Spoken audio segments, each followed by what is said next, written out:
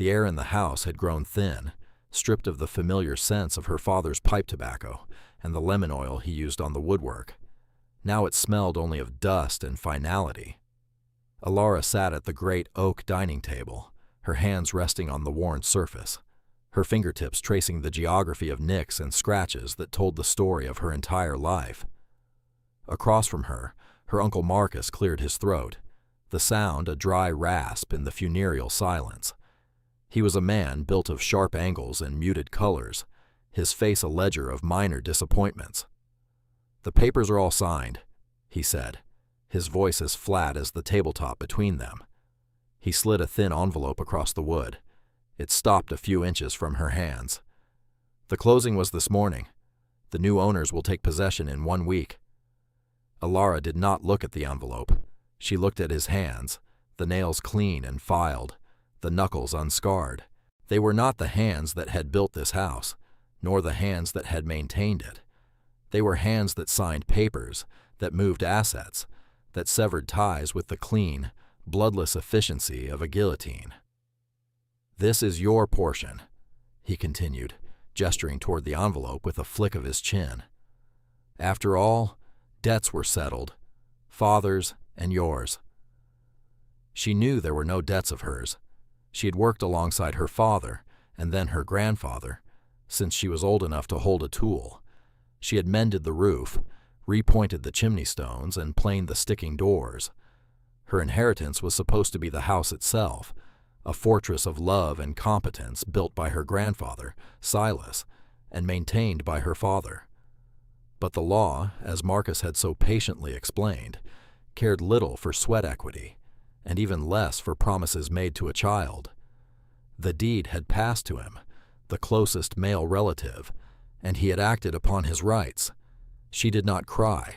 She did not plead. The grief was a cold, heavy stone in her stomach, too dense for tears. She had learned stoicism from the same man who had taught her everything else of value. Her grandfather Silas was a surveyor and a stonemason, a man who believed the world could be understood through careful measurement and honest work. He saw truth in the pull of gravity, in the clean break of a stone, in the unyielding logic of a level line. "Emotion clouds the eye, Ellie," he used to say, his voice a low rumble like stone settling. "See what is there, not what you wish was there. Then you can build on it." What was there now was an uncle who did not want her, and a future that was a blank, terrifying map. She finally picked up the envelope. It was light, insultingly so. Inside was a small stack of bills, enough to live on for a month, perhaps 2 if she was frugal. It was severance pay for a lifetime. "Where will you go?" Marcus asked, a flicker of something, perhaps road obligation, in his eyes. "West," she said. The word emerging from her throat cracked and unfamiliar. She had no plan, but the west was a direction, and a direction was a start.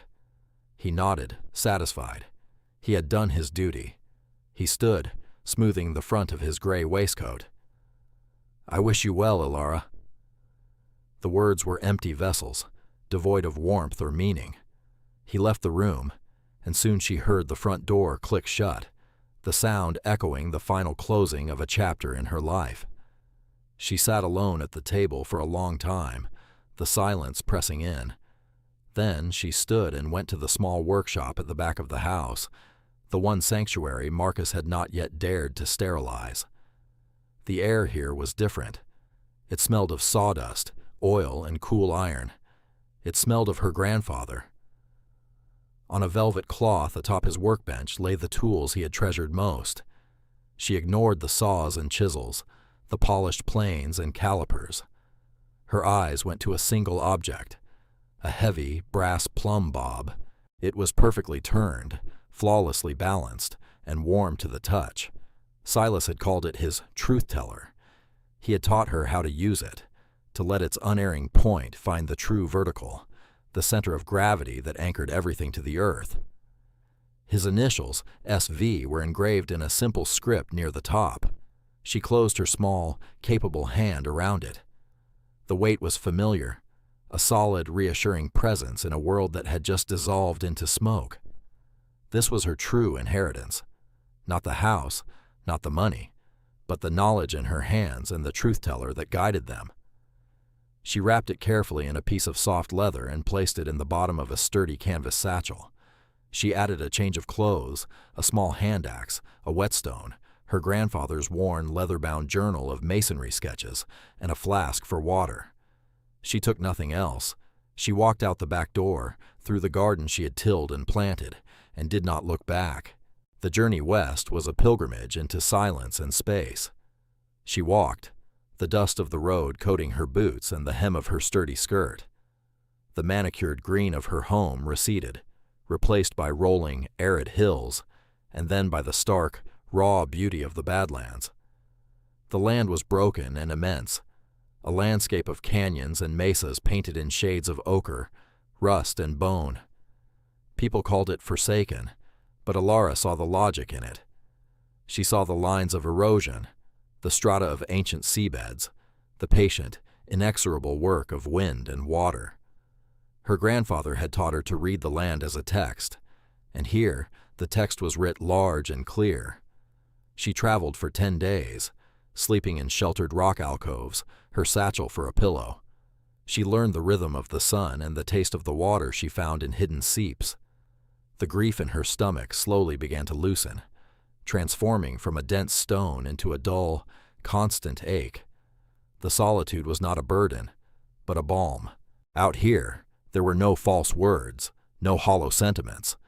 There was only the wind, the rock, and the vast, indifferent sky. She finally arrived in a town that seemed to be clinging to the edge of the world by its fingernails. It was called Redemption, a name so steeped in irony it felt like a joke. The buildings were sun-bleached and weary, the dust so pervasive it seemed to be a building material in its own right. In the county clerk's office, a cramped room that smelled of stale paper and sweat, she saw a notice tacked to a warped corkboard. The paper was yellowed, the ink faded. It read, "For sale, the St. Jude claim. 40 acres, unsurveyed, abandoned dugout dwelling, sold as is to settle back taxes." A sum was listed at the bottom, a number that was, by some strange coincidence, almost the exact amount of money in the envelope Marcus had given her. "Looking to buy?" a voice drawled. The county clerk was a large man, his belly straining the buttons of his shirt. He had a lazy, condescending smile. Alara pointed to the notice. "This one, the St. Jude claim." The clerk's smile widened into a smirk. He leaned back in his chair, the wood groaning in protest. "That old place? Lady, you don't want that. It's nothing but dust and damnation. They call it Jude's Folly for a reason." He lowered his voice conspiratorially. "Old man Jude went crazy out there, dug himself a hole and died in it, chasing ghosts. Place is cursed, they say." Alara met his gaze, her expression unreadable. "I'll take it." He chuckled, shaking his head as if she were a child asking for a pet scorpion. "It's your money to waste." He rummaged through a stack of dusty files, pulling out a brittle deed and a faded, hand-drawn map. The transaction was swift. He counted her money with theatrical slowness, his amusement obvious. He stamped the deed with a heavy thud and pushed it across the counter to her. "All yours, ma'am. Enjoy the ghosts." She took the papers, folded them neatly, and placed them in her satchel. She bought provisions at the town's single general store: flour, salt, beans, a new shovel, and a sturdy pickaxe. The woman behind the counter, a tired-looking matriarch with wise eyes, watched her with a mixture of pity and curiosity, but said nothing. Alara loaded her purchases onto a small, used handcart she bought from the livery, and left the town of Redemption behind, heading deeper into the Badlands. The map was crude, but her grandfather had taught her navigation. She followed the landmarks: a split rock, a dry riverbed, a lone, twisted juniper tree. 2 days later, she stood on a rise, looking down at her property. Jude's Folly. The clerk had not been exaggerating. It was a scene of profound desolation. A low mesa rose from the parched earth, and carved into its face was a dark, gaping hole, the entrance to the dugout. The timbers that had once framed it were gray and splintered, most having collapsed into a heap of rubble and sun-baked earth that choked the opening. Tumbleweeds were piled against it like desperate refugees. The silence was absolute, broken only by the whisper of the wind scouring the rock. A wave of despair, cold and sharp, washed over her. She had traded the solid, beautiful house of her grandfather for a hole in the ground. She had walked into a wasteland and purchased a grave. She sank to her knees, the rough ground biting into her skin. The full weight of her loss, her loneliness, and her foolishness pressed down on her, and for the first time since leaving her home, she felt the hot sting of tears. But she did not let them fall. She took a deep, shuddering breath, the dry air burning her lungs. Crying wouldn't fix the roof or clear the rubble.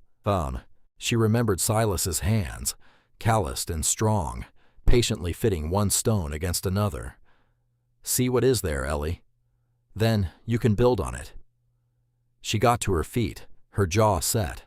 She would not be buried here. She would build. The main dugout was clearly unstable, a death trap of loose rock and rotten wood. She would not sleep there. She scouted the base of the mesa, her eyes trained to see shelter. She found it nearby, a deep, natural alcove, a frown in the rock face, protected from the wind and open to the morning sun. It was small, but it was solid. She spent the rest of the day clearing it of loose stones and scrub brush, using her new shovel.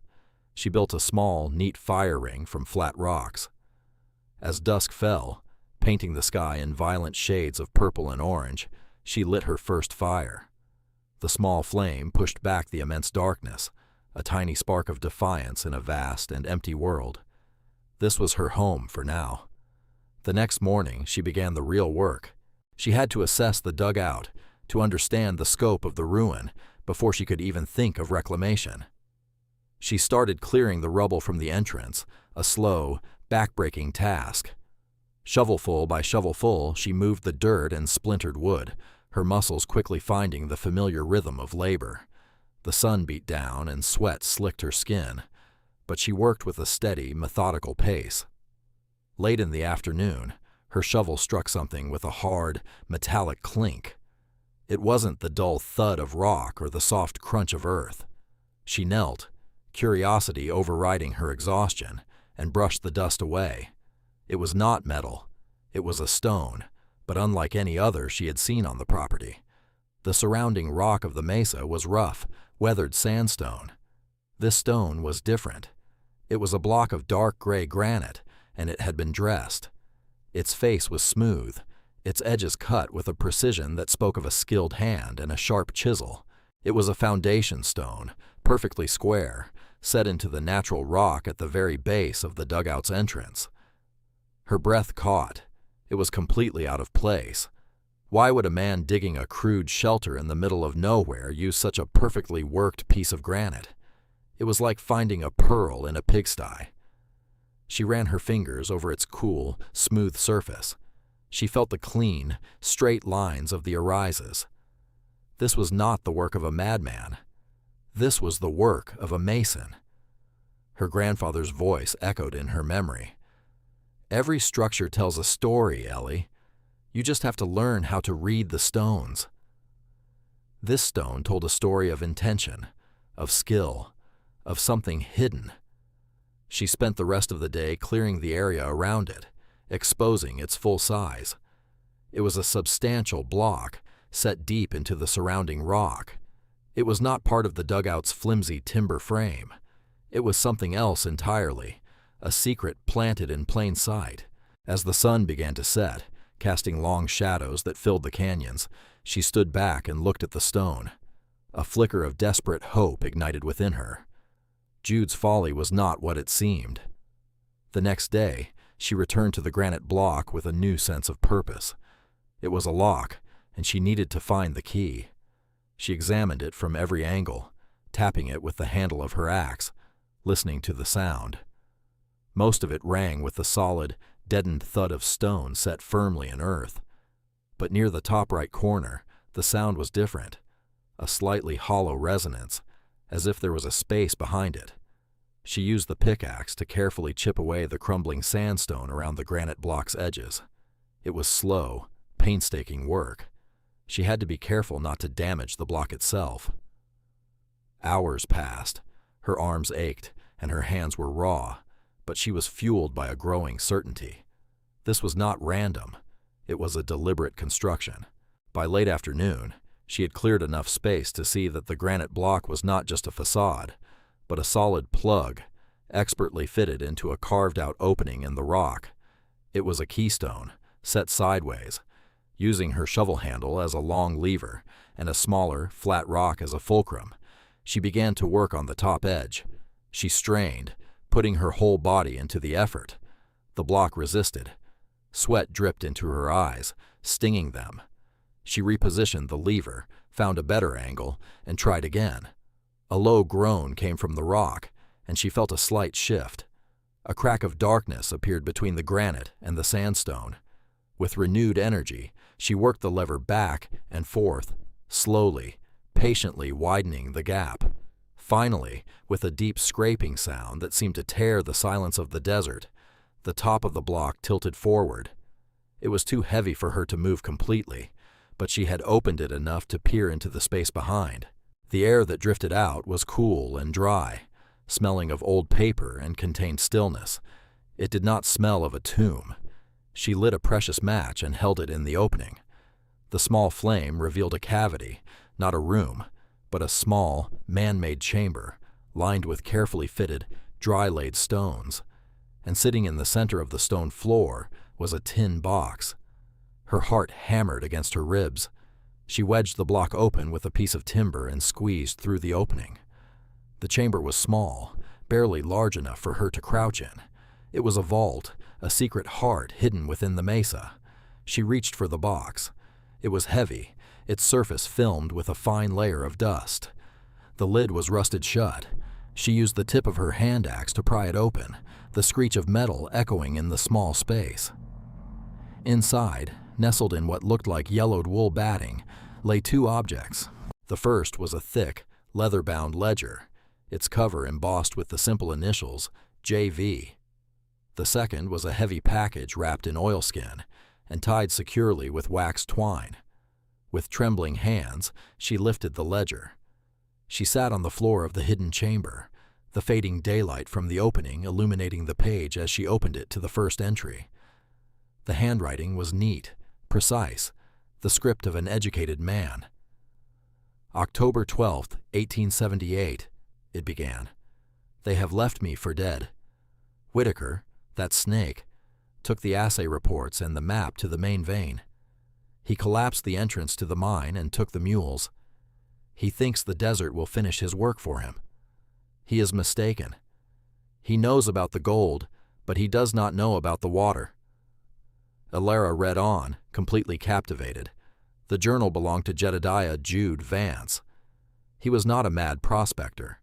He was a geologist and an engineer, betrayed by his partner. The dugout was not a mine. It was a cover. Jude had faked his descent into madness, his obsessive digging, to keep people away. His true discovery, the one he guarded with his life, was not a mineral but an element. He had found a deep, reliable artesian spring, a miracle in the heart of the Badlands. The journal was filled with detailed geological surveys, plans for a cistern, and architectural drawings for a multi-room dwelling to be carved from the heart of the mesa. He was a master stonemason, and his notes were so clear, so precise, they felt like a direct conversation with her own grandfather. He wrote of his loss, not just of his claim, but of his faith in men. He wrote of his solitude and his decision to build a sanctuary, a life hidden from the grasping, treacherous world. Near the end of the journal, the writing grew weaker. "The fever is on me now," he wrote. "My work is not finished. The house is only a ghost in the stone. But the spring is true, and the foundation is laid. I have no heir. If you are reading this, then you have eyes that see beyond the surface. You have hands that are not afraid of work. You have found my folly and seen it for what it is, a beginning. The world believes me a madman who died chasing nothing. So be it. The gold Whitaker stole was a pittance. The real wealth is the water, and the peace this place can offer.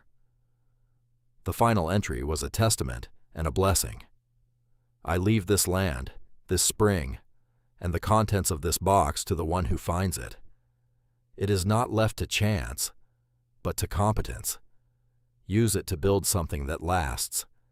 Make this place a home, not just a hole in the ground. May you find a better peace here than I did. Jedediah Vance. Tears finally tracked paths through the dust on Alara's cheeks. They were not tears of grief or despair, but of a profound, aching gratitude. She was not alone. She had found a kindred spirit, a mentor who had reached out to her across decades of silence. She felt a kinship with this long-dead stranger, a man who, like her grandfather, believed in the truth of stone and the value of skilled hands. Her hands shook as she reached for the oilskin package. She untied the twine and carefully unfolded the stiff, waxy cloth. Inside, the dull gleam of gold shone in the dim light. It was filled with coins, not a vast treasure, but a substantial fortune, more money than she had ever imagined. It was the seed, the capital Jude had saved to build his dream. Now it was hers. She sat in the quiet dark of the stone chamber for a long time, holding the heavy ledger in her lap. She had a legacy to uphold. She had a home to build. The gold changed everything, and yet it changed nothing. It was a tool, like her shovel or her axe. It would not build the house for her. Her hands would do that, but it would allow her to buy better tools, stronger timber, and the few supplies she could not source from the land itself. Inspired and funded, she began the real work. She followed Jude's plans as if they were scripture. She bought a sturdy wagon and a pair of mules in a town further west, where she was not known. She began the methodical excavation of the collapsed dugout. It was no longer a dugout in her mind.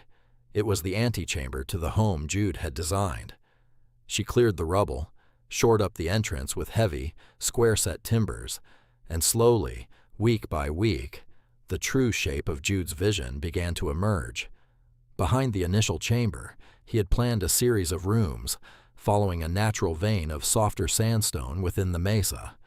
It was an ingenious design, using the thermal mass of the earth to keep the dwelling cool in the summer and warm in the winter. Her regular trips to Redemption for supplies became a feature of the town's slow life. She was a curiosity, the quiet, solitary woman from Jude's Folly. She spoke little, buying what she needed and leaving. But her work was beginning to be noticed, not by the gossips, but by the town's craftsmen. Ben, the blacksmith, was the first. He was a gruff, broad-shouldered man whose grunts were more expressive than most men's speeches. He watched her select steel for new drill bits, saw the way she examined the temper. One day, she brought him a detailed sketch, drawn on a piece of scrap lumber, for a set of heavy, intricate strap hinges for the main door she was building. It was a complex design, strong and beautiful. He looked at the sketch, then at her calloused hands, then back at the sketch. He grunted, "You know your work." It was the highest praise he could offer. He fired his forge, and the ring of his hammer on the anvil became a familiar sound on her visits. He forged the hinges for her, their design perfect. He refused payment, accepting instead a trade for a set of well-made wooden handles for his own tools. A silent pact of mutual respect was formed. From then on, he always seemed to have a piece of high-quality, seasoned oak, or a perfectly tempered tool steel set aside for her. The second to notice was Maria, the woman who ran the general store. She watched Alara load her wagon with heavy sacks of cement and carefully selected lumber. She saw the quiet determination in the young woman's eyes. Maria had seen countless dreamers wash up in Redemption and be broken by the harshness of the land. But Alara was different. She was not a dreamer. She was a worker. One hot afternoon, as Alara was paying for her goods, Maria added a large canvas bag to the pile.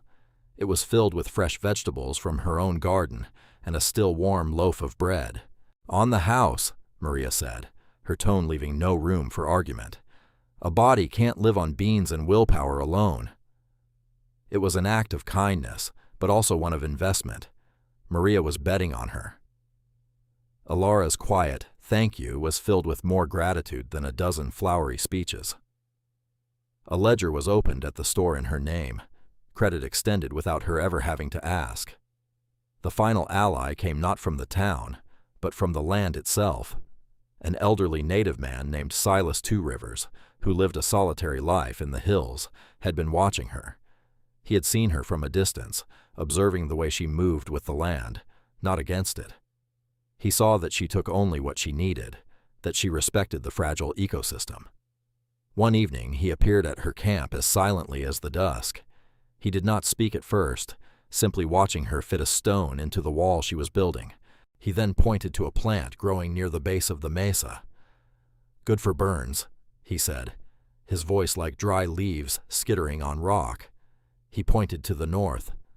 "The clouds gather over that ridge before a flash flood. The arroyo will fill in minutes. Move your camp higher." Alara listened, nodding her thanks. He shared his knowledge of the land, of its dangers and its gifts, knowledge that had been passed down through generations. He recognized in her work a reverence for the place that mirrored his own. He saw that she was not conquering the land, but making a home within it, just as Jude had intended. The inevitable confrontation with the world she had left behind came on a bright, cloudless day. The county clerk, his curiosity and suspicion piqued by the rumors of activity at the folly, rode out to see for himself. Perhaps he thought she had found gold and was looking for a way to invalidate the deed. He reined in his horse on the rise overlooking her claim, and his jaw went slack. Where there had been a collapsed hole in the ground, there now stood the beginnings of a remarkable structure. A handsome, sturdy house of dressed stone and heavy timber was emerging from the face of the mesa, as if it were growing there. A new, solid door of seasoned oak stood proudly, adorned with Ben's powerful iron hinges. A small, neatly fenced garden was already green with rows of vegetables, irrigated by a clever system of stone channels, carrying a steady, clear stream of water. The sound of her hammer striking a chisel echoed in the canyon, a rhythm of patient creation. The clerk stared, his face a mask of disbelief and humiliation. He had sold this for a pittance. He had mocked the woman who was now turning his cursed wasteland into a paradise. He saw the clear, flowing water and finally understood the true nature of Jude's folly. Without a word, he turned his horse and rode away, the dust from his retreat a testament to his silent defeat. That summer the sky turned to brass. The sun burned without mercy, and the rains refused to come. A severe drought settled over the region, tightening its grip week by week. The creeks dwindled to trickles and then vanished, leaving behind cracked, thirsty earth. The town well in Redemption ran low, the water turning brackish and foul. Cattle grew thin, their ribs stark beneath their hides, and then they began to die. A quiet panic crept through the town, as palpable as the oppressive heat. Alara's world, however, remained an oasis of green and life. Jude's spring, sourced from a deep, ancient aquifer, was untouched by the surface drought. It flowed as steadily and as coolly as ever. Her garden thrived. Her mules grew fat on the lush grasses that grew along her irrigation channel. She watched the land beyond her claim turn brown and brittle, and she saw the worry etched on Maria's face and the deep lines of concern around Ben's eyes during her supply runs. She thought of Jude's final words. Build something that lasts. Make this place a home, not just a hole in the ground. A home was more than stone walls and a solid roof. It was a part of a community, a place of shelter not just for one, but for others. She went to Ben's smithy. "I need your help," she said. "I need you to reinforce my wagon bed, and I need every watertight barrel you can find." Ben looked at her, then at the shimmering heat rising from the dusty street. He understood immediately. He fired the forge, and for 2 days they worked together. He forged steel bands to strengthen the wagon's axles and undercarriage. They collected and repaired barrels from all over town, sealing the seams with pitch. When the work was done, Alara guided her mules up the trail to her home and began to fill the barrels, one by one, with the clear, cold, sweet water from Jude's spring. The next morning, she drove the heavy, sloshing wagon into the center of Redemption and stopped in front of Maria's general store. The townspeople gathered, their faces dusty and drawn. They looked at the barrels of water as if it were a mirage. "It's free," Alara announced, her voice clear and steady in the quiet square. "For anyone who needs it, for your families, for your livestock. There is enough." Maria immediately took charge, organizing a line, ensuring the elderly and families with small children were served first. Ben stood beside the wagon, his large presence a silent deterrent to any potential chaos or greed. Alara worked the spigots, filling bucket after bucket, canteen after canteen. She saw the relief, the raw, unvarnished gratitude in the eyes of the people she served. She was no longer the strange woman from the Folly. She was life. She made the trip every day for 3 weeks. The wagon, the mules, the water, they became a lifeline. She was fulfilling Jude's legacy in a way he could never have imagined, building not just a house, but a community, binding it together with the most basic and precious of gifts. She was making the Folly a home for everyone. Months later, the drought finally broke. A long, soaking rain fell for 2 days, washing the dust from the air and turning the brown hills to a soft, hopeful green. The town's well began to refill. The crisis was over, but the memory of it and of Alara's actions remained. One cool evening, Alara sat on the stone porch of her finished home. The house was a marvel, a perfect marriage of Jude's design and her own skilled labor. It felt less like it was built on the land, and more like it had grown out of it. The scent of damp earth and blossoming desert sage filled the air. She was not alone. Ben was there, leaning his chair against a stone pillar, smoking his pipe in contented silence. Maria was there too, having come with a basket containing a roasted chicken and a bottle of wine, her face relaxed and happy. They were sharing a simple meal, the easy silence between them more comfortable than any conversation. Silas Two Rivers was not there in person, but his presence was felt in the drought-resistant crops that filled her thriving garden, a gift of his timeless wisdom. Inside the house, on a small table cut from a single piece of juniper, 2 objects sat side by side. One was her grandfather's heavy brass plumb bob, its polished surface reflecting the warm lamplight. It was the symbol of her inheritance of skill, of truth, of measurement. Beside it sat a unique, water-smooth stone, dark and perfectly shaped, that she had found in Jude's desk. He had mentioned it in his journal, a stone he had carried for years as a reminder of the power and patience of water. It was the symbol of her inheritance of purpose. The 2 legacies, Silas's and Jude's, had merged into one.